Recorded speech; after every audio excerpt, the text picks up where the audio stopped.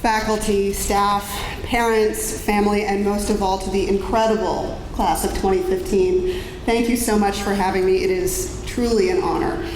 As I was preparing for today, Mrs. Newham and the staff asked for an advanced copy of my remarks. And I'm in the middle of moving, and that's taken over my life a lot more than I anticipated, so I had the unique experience of asking for an extension on my homework from one of my teachers 20 years after graduating from high school. Some things don't change. I do need to take a minute to thank my Ellis teachers, many of whom are still here tonight. You set the bar incredibly high, and I know in my bones that the reason that I've had the success I have is because of the way that you molded and shaped me. I think of Dr. Greco and Dr. Free when I write. I studied history because of Dr. Bedell and Mrs. Thompson. I work with data because of Mr. Walker. I performed with an opera company and created a theater company because of Mrs. Gray. And this spring, when I went to Paris on vacation, I was still able to stumble through conversations in full French because of Mrs. Dodge and Miss Callahan. So, and for the class of 2015, I have some good news for you. You can breathe a sigh of relief about what awaits you at college. I double majored at Stanford and graduated with honors. Ellis was harder, by a lot.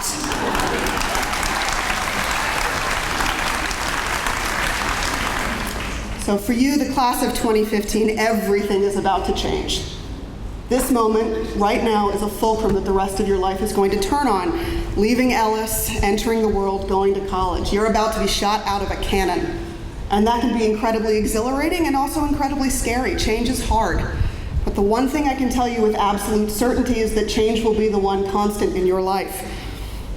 Embracing change, being flexible in your thinking, learning to adjust plans when things don't go the way they thought that you would, or you thought they would, being kind to yourself while you're learning something new, especially if that something new is who you are and what you want.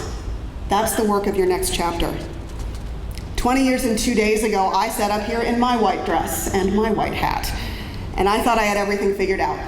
I knew what I would study, I knew what I would major in, I knew what my thesis would be on, I knew what my career would be, I knew where I'd live, I knew where I'd have kids, I knew what my whole life would look like. I was wrong about all of it. Here's the good news. Life has been so much more interesting, so much more fulfilling, and so much more fun than it would have been had I stayed attached to what I thought was true when I was 18. It turned out that while I was in college, the world was busy turning into a completely new one that was utterly unimaginable even a year or two before. I got to Stanford in the fall of 1995, and the web was exploding. Google was created while I was there. Marissa Mayer, the current CEO of Yahoo, was my RA my sophomore year. I've worked at Facebook for 4.5 years now, and when I first got to college, my CEO, Mark Zuckerberg, was 10. My entire career, well, my entire life was impossible 20 years ago. What new future awaits you? There's so much to learn in college, and it can be kind of overwhelming. And aside from asking you, well, begging you, really, to take a computer science class, please, just do it. It's my biggest regret. Don't repeat my mistakes. The biggest thing to learn in college is how to be a lifelong student. Be curious about things.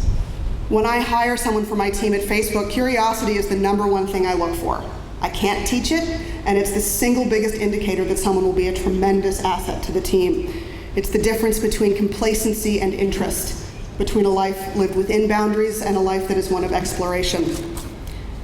It's not just about the classes you take or what you study, though obviously that's a huge part of it. It's about the people you meet, the relationships you develop, the other points of view you encounter. I learned so much at Stanford, and so much of that was from the friends that have since become my family. True friends will push you, will expand you, will hold you up, will make you feel at home. I know you all have those friendships now, and you're going to add to members of your tribe this fall. I didn't always fit in at Ellis. I was pretty square and a huge nerd, and I hadn't quite found my rhythm. I didn't trust my voice yet. With many of my classmates, I always felt a little out of sync, a little weird. All of the work I did to try to fit in was A, exhausting, and B, a boring waste of time. What makes us unique is what makes us interesting. Love what you love. What makes your brain light up and ignites your passion, and love it without apology. Treasure your weirdness. When you leave the nest this fall, a couple words of advice. Though your parents have had 18 years to get ready for this moment, they're not ready. Humor them, give them a few extra hugs, have a couple more dinners at home rather than out with your friends. However often you're planning on calling home when you get to college, double it. And don't forget your siblings in this transition. Your brothers and sisters are the longest relationships you will have in your life.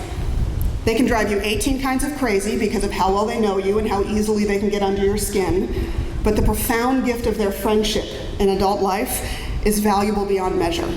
They are the witnesses to your entire life. Call them a lot too. When I was working on this talk, I found myself coming back again and again to the Ellis motto, esse quam videre, to be rather than to seem. That really is the great work of the next chapter of your life, to figure out who you want to be, to grow into that person, to bring your authentic self to everything you do, to be proud of who she is becoming, and to be kind to her along the way. We have these great posters on the walls at Facebook all over campus. They say things like, what would you do if you weren't afraid? Move fast and break things. Lean in, proceed and be bold. That last one is my favorite. The path isn't always clear, and trust me, many adults are making it up as they go, but walk forward confidently with purpose and you will find your way. It is a big, glorious, complicated world, the future of which will be written by you. Explore it, travel. Pittsburgh is a spectacular place to be from, and I can promise you that you will find Steelers fans literally anywhere you go. But be sure your world is more than these three rivers. See nature that takes your breath away. Get lost in the hum of a big city. Find places that bring you peace. Enter the world with kindness and compassion. You will build the world we all will live in. What do you want it to look like? What future do you want to create? How big is your imagination? One of my favorite plays is Angels in America by Tony Kushner, and it closes with one of my favorite lines in all of literature. The world only spins forward.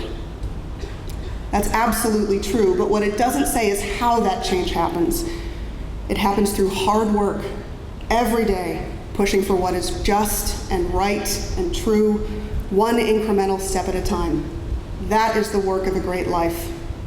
Class of 2015, you are ready. Push the world forward. Proceed and be bold. Congratulations.